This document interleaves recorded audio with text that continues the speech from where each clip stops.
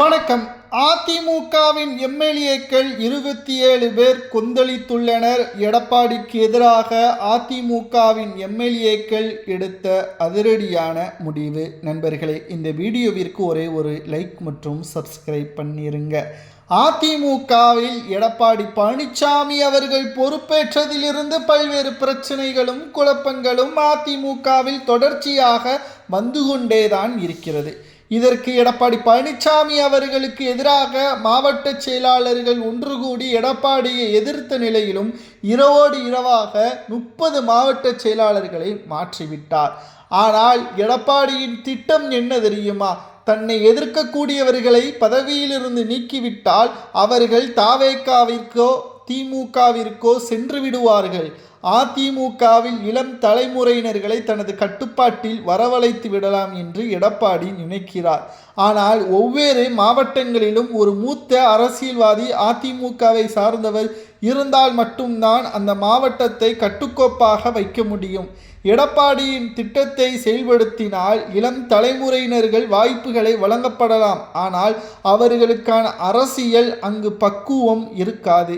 அதே சமயம் எம்எல்ஏக்களும் தற்பொழுது எடப்பாடிக்கு எதிராக ஒரு முக்கியமான ஆலோசனைகளையும் எதிர்ப்புகளை தெரிவிக்கும் விதமாக கொந்தளித்துள்ளனர்.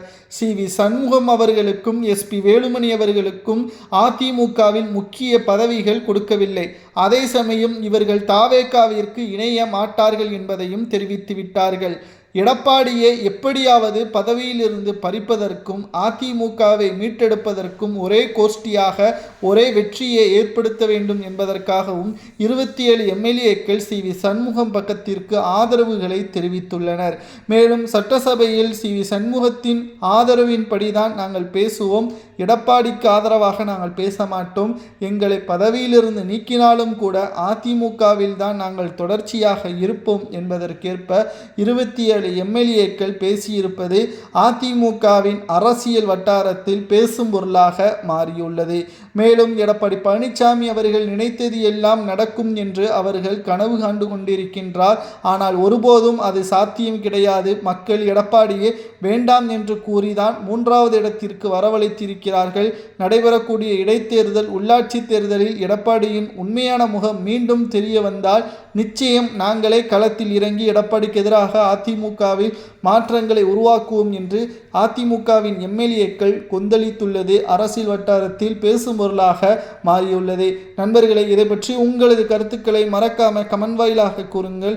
அதிமுகவின் அரசியல் வட்டாரத்தில் இதை பற்றியான கருத்துக்களை மறக்காமல் கூறுங்கள். நன்றி, வணக்கம்.